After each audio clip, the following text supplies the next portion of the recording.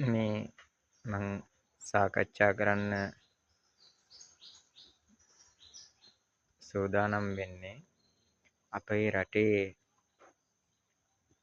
රටට රජෙක් අවශ්‍යයි. රටේ පාලකයෙක් අවශ්‍යයි. ඒ රටේ රජතුමා හැටියට දැන් ඉන්න අනුර කුමාර පින්වත් මහත්මයාටත් මේ රට කරගෙන යන්න නම් රාජ්‍ය ධනෙ තිබිය යුතුයි.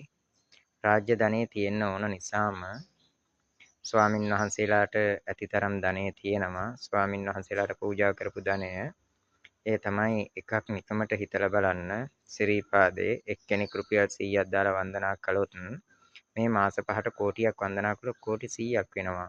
ඒ වගේ 12 මස්ථාන තියෙනවා. මේ 12 මස්ථානවල තියෙන මුදල් අනිත් පන්සල්වල තියෙන මුදල් මේවා ස්වාමින් වහන්සේලාට අකපයි. සේනාසන චීවර පිණ්ඩපාත ගිලාන ප්‍රතිගින සිව්පසේ උන්වහන්සේලාට ලැබෙනවා. නොලැබෙනව නම් පිණ්ඩපාතේ වැඩිලා දානේ සොයා ගන්න සිද්ධ වෙනවා. ඒක තමයි බුද්ධ විනය, බුද්ධ ප්‍රතිපත්තිය. එහෙම ප්‍රතිපත්ති පුරන ස්වාමින් වහන්සේලා සුළුතරයයි සිටින්නේ. සියලු ස්වාමින් වහන්සේලා අරිහත් ඵලයෙන් සසර දුකින් එතර වෙනවා දකින්න මම කැමැතියි. එතකොට එහෙම සිද්ධ කරන්න නම් අපේ ඔය නිකා ભેද නැතුව ලොකු ස්වාමින් වහන්සේලා වෙන් කොට හඳුනා ගන්න තියාගන්නේ නැතුව උන්වහන්සේලාට සියලුම දෙනාට එකම ප්‍රතිපදාවක් පුරන්නයි කියලයි මගේ නම් ආරාධනාව තියෙන්නේ. රටේ ධාර්මික රජෙක් පහළ වෙනකොට පින්වතුනි සිද්ධ කරන්නේ පළමුවෙන්ම බුද්ධ ශාසනය නගා සිටවීමයි. බුද්ධ ශාසනය නගා සිටවනවායි කියන්නේ මුදල් පූජා කළා වාහනයක් දීලා ඒ ස්වාමින් වහන්සේලාව ප්‍රොෂ් කරලා තියා තියෙන එක නෙවෙයි. උන්වහන්සේලාට ධර්මයේ විනය හදාරන්න පුළුවන් පරිසරය හරිගස්සලා දීලා උන්වහන්සේලාට නිවැරදි ප්‍රතිපත්ති පුරන්න මඟ සැලසීම විතරයි සිදු කරන්නේ.